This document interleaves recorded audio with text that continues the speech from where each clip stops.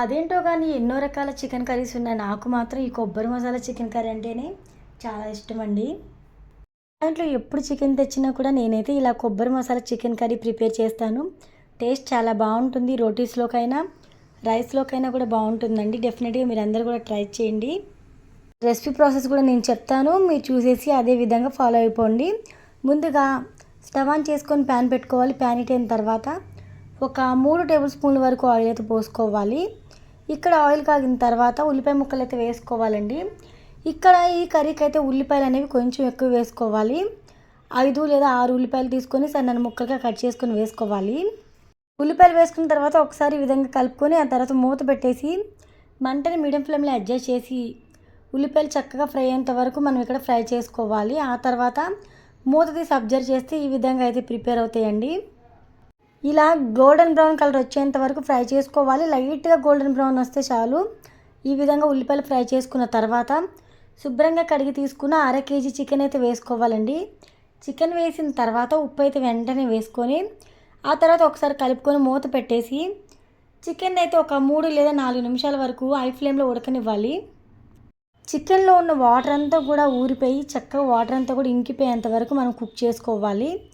ఇలా కుక్ చేసుకున్న తర్వాత ఒక 1/2 టేబుల్ స్పూన్ వరకు పసుపు అయితే వేసుకోండి. పసుపు అనేది ఫ్లేవర్ చాలా బాగుంటుంది. అలానే మన శరీరానికి యాంటీబయాటిక్గా కూడా పనిచేస్తుంది కాబట్టి ఏ కూరలో అయినా పసుపు కొంచెం ఎక్కువ వేసుకోవడం బెస్ట్ అండి. పసుపు వేసుకున్నాం కదా, ఇప్పుడు కారం అయితే వేసుకుందాం. ఈ కర్రీలోకి 3 టేబుల్ స్పూన్ల కారం కరెక్ట్గా సరిపోతుంది.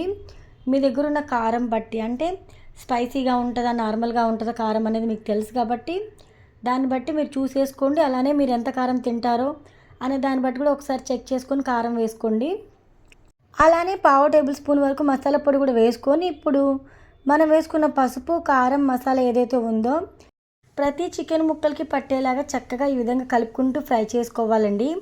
ఇలా ఫ్రై చేసుకున్న తర్వాత మనం ఇక్కడ కరివేపాకు కూడా వేసుకోవాలి. కరివేపాకు వేసుకున్న తర్వాత కూడా ఒకసారి ఈ విధంగా కలుపుకొని ఆ తర్వాత గ్రేవీకి ఎంత కావాలి వాటర్ అనేది చూసుకొని ఒకసారి వాటర్ అయితే యాడ్ చేసేసుకోవాలి. ఈ కర్రీలోకి మనము గ్లాసు లేదా గ్లాసున్నర వాటర్ తీసుకుంటే కరెక్ట్గా సరిపోతుంది. అంతకన్నా ఎక్కువ తీసుకున్నా కూడా కర్రీ అనేది టేస్ట్ అనేది తగ్గిపోతుంది. ఒక పక్క ఇక్కడ మనము వాటర్ అయితే యాడ్ చేసేసుకున్నాం కదా, ఇక్కడ కర్రీ బాయిల్ అయ్యే టైంలో ఈలోపు మనం మసాలా ప్రిపేర్ చేసేసుకోవాలి. ఇక్కడ చూసారు కదా, కాల్చిన ఎండు కొబ్బరి ముక్కలు, అల్లం వెల్లుల్లి, అలానే లవంగాలు, అలానే యాలకులు కూడా వేసుకొని గ్రైండ్ చేసుకొని తీసుకోవాలండి. ఈ విధంగా కొబ్బరి మసాలా ప్రిపేర్ చేసేసుకున్నాం కదా, ఇప్పుడు కర్రీలోకి అయితే కొబ్బరి మసాలా కూడా వేసుకొని కలుపుకోవాలి. ఈ కొబ్బరి మసాలా వేయడం వల్ల టేస్ట్ అనేది బాగుంటుంది. అలానే కర్రీ అనేది చిక్కబడుతుంది. ఒకసారి మీరు గమనించండి, ఈ కొబ్బరి మసాలా వేయగానే కర్రీ అనేది చిక్కబడడం స్టార్ట్ అయింది.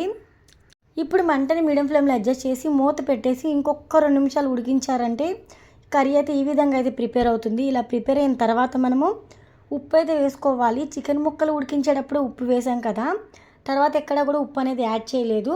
సో ఉప్పు అయితే వేసుకొని అలానే శుభ్రంగా 2-3 సార్లు కడిగి తీసుకున్న కొత్తిమీర పుదీనా కూడా వేసుకొని కలుపుకోవాలి. సాధారణంగా ఎవరైనా కూడా ఇప్పుడు ఫైనల్గా కొత్తిమీర పుదీనా వేసిన తర్వాత ఒకసారి ఈ విధంగా కలిపేసి స్టవ్ ఆఫ్ చేసి దింపేస్తారు. అలా కాకుండా మూత పెట్టేసి మంటని లో ఫ్లేమ్లో అడ్జస్ట్ చేసేసి ఒక 2 నిమిషాలు అయితే కుక్ అవ్వనివ్వండి. ఆ తర్వాత మూత తీసి చూస్తే కర్రీ అనేది చాలా యమ్మీగా ఇలా అయితే ప్రిపేర్ అయిపోతుందండి. ఆ టేస్ట్ అంటే కొత్తిమీర పుదీనా టేస్ట్ కూడా చికెన్ పీసెస్కి పట్టి చాలా బాగుంటుంది. కర్రీ అయితే గ్రేవీ సూపర్గా ఉంటుంది. రోటీలోకి, రైస్లోకి, బిర్యానీలోకి ఎలా తిన్నా కూడా సూపర్గా ఉండే కర్రీని ఇప్పుడు మనం చూసాం కదా.